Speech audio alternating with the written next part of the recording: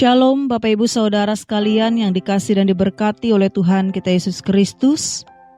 Hari ini kita kembali bersama akan mendengarkan suara kebenaran firman Tuhan melewati SDG Kalteng Soli Deo Gloria Kalimantan Tengah. Kita bersama akan mempersiapkan hati dan pikiran kita untuk boleh senantiasa mengundang hadirat Tuhan melewati sabda firman-Nya. Sebelum kita bersama mendengarkan renungan akan kebenaran firman Tuhan saat ini, saya mengajak Bapak, Ibu, Saudara sekalian, kita bersatu di dalam doa. Kita berdoa. Tuhan Yesus, kembali kami datang ke hadirat-Mu dengan hati yang haus akan kebenaran. Di tengah kesibukan dan hiruk-pikuk kehidupan, kami ingin meluangkan waktu sejenak untuk duduk di bawah kaki-Mu dan mendengarkan akan suara-Mu. Engkaulah gembala yang baik, yang tidak pernah lelah menuntun umat-Mu kembali ke jalan yang benar. Ya Tuhan, sebentar lagi kami akan mendengarkan firman-Mu. Biarlah Tuhan senantiasa berkuasa atas hati dan pikiran kami, dan biarlah firman yang boleh memberikan penguatan dalam setiap kehidupan orang percaya, agar kami boleh diubah dan mengerti menjadi bagian dari maksud kehendak-Mu. Kami mohon lembutkanlah hati kami, dan jika ada bagian dari hati kami yang keras, Tuhan bajaklah. Jika ada dosa yang tersembunyi, Tuhan Engkau menyingkapkannya. Dan jika ada jiwa yang lelah, biarlah Tuhan menguatkan. Biarlah Tuhan senantiasa memberkati hamba-Mu, yang boleh menyampaikan suara kebenaran firman ini. Dan bersabdalah bagi kami saat ini ya Tuhan, karena kami siap untuk mendengarkannya. Amin. Hosea pasal 10 ayat yang pertama hingga ayat yang ke-15 di bawah judul Hidupmu tampak subur, tapi hatimu jauh dari Tuhan. Bapak Ibu Saudara yang dikasihi Tuhan, ketika subur menjadi bahaya, pernahkah Anda melihat pohon anggur yang subur dan berbuah banyak? Dari luar kelihatan sangat menjanjikan, tapi bagaimana kalau buahnya ternyata tidak bisa dimakan, atau dalam artian busuk? Tentu tidak ada gunanya. Inilah gambaran Israel di zaman Nabi Hosea. Dalam ayat yang pertama, pada pasal yang ke-10 dikatakan, Israel adalah pohon anggur yang subur, yang banyak menghasilkan buah. Makin banyak buahnya, makin banyak dibuatnya mesbah-mesbah. Dari luar, bangsa Israel tampak makmur. Ekonominya maju, kuil-kuilnya ramai. Aktivitas keagamaan jalan terus. Tapi Tuhan melihat lebih dalam dan Tuhan kecewa. Mengapa hal demikian terjadi? Karena kesuburan mereka tidak diarahkan kepada Tuhan, melainkan digunakan untuk mendukung penyembahan berhala. Pertanyaannya untuk kita hari ini, apakah kita hidup juga terlihat subur di luar, tetapi kering di dalam? Bagian yang pertama melewati ayat yang pertama hingga ayat yang kedua. Buah-buah yang menyesatkan. Pada ayat yang pertama dan kedua memperlihatkan konflik, di mana hal utama terjadi bagi bangsa Israel. Mereka menikmati berkat Tuhan, tetapi tidak mengarahkannya kepada Tuhan. Makin diberkati, mereka makin jauh. Makin makmur, mereka makin sombong. Dan Tuhan berkata melewati ayat yang kedua, hati mereka licik, sekarang mereka harus menanggung akibatnya. Hati mereka licik, bahasa Ibraninya menyiratkan hati yang terbagi.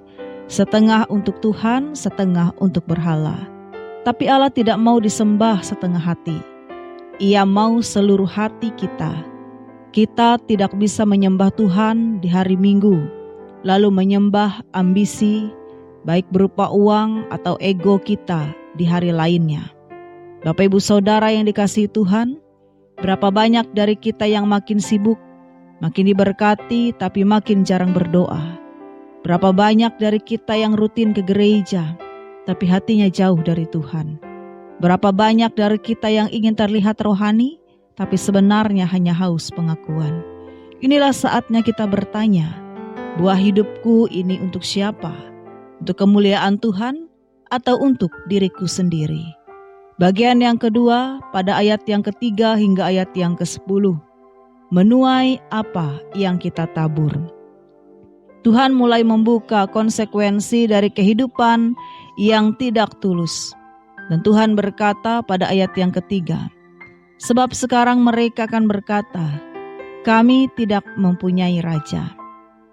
Ketika penghakiman datang, semua yang mereka banggakan hancur.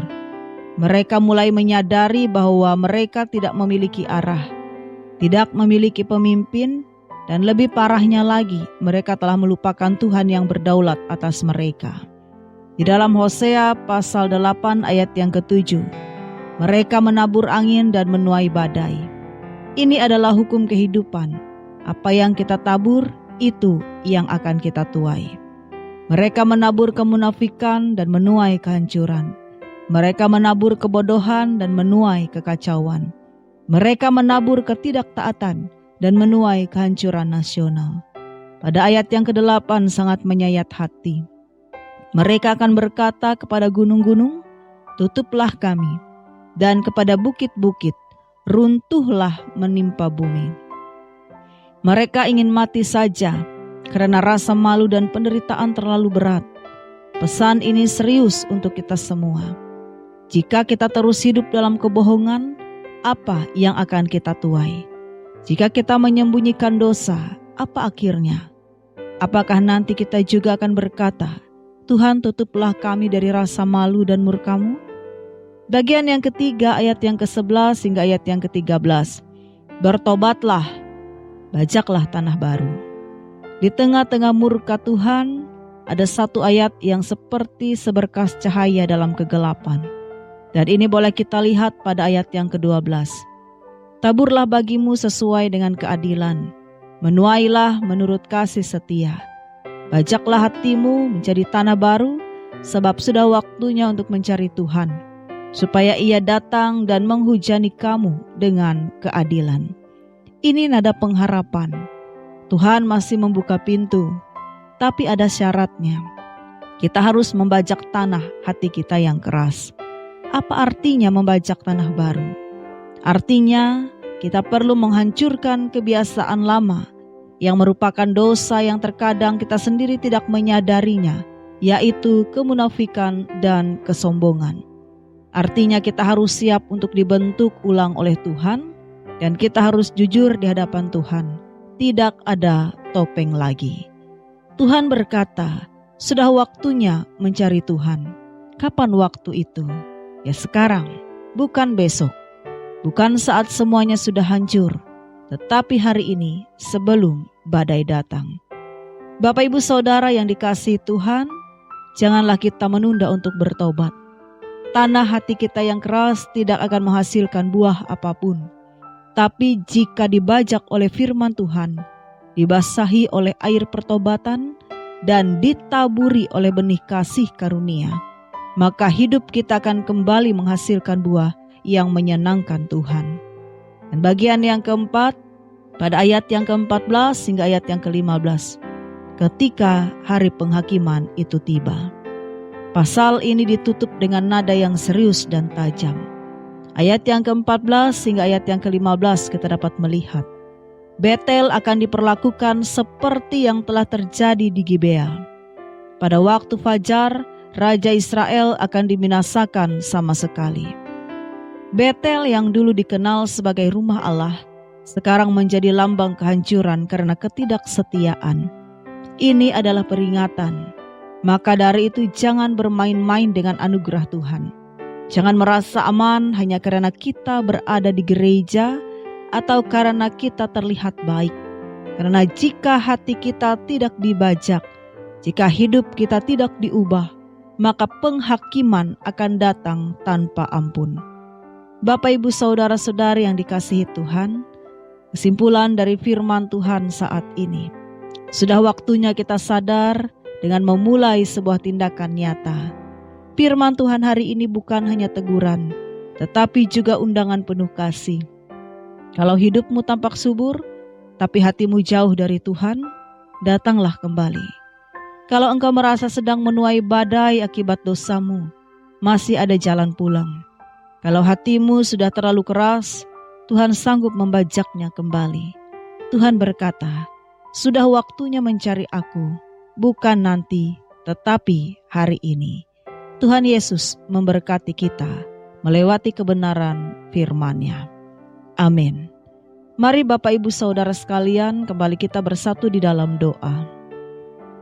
Tuhan Allah yang Maha Pengasih dan Maha Adil, kami mengaku bahwa sering kali kami hidup seperti Israel. Kami menerima berkat-Mu tapi melupakan Engkau.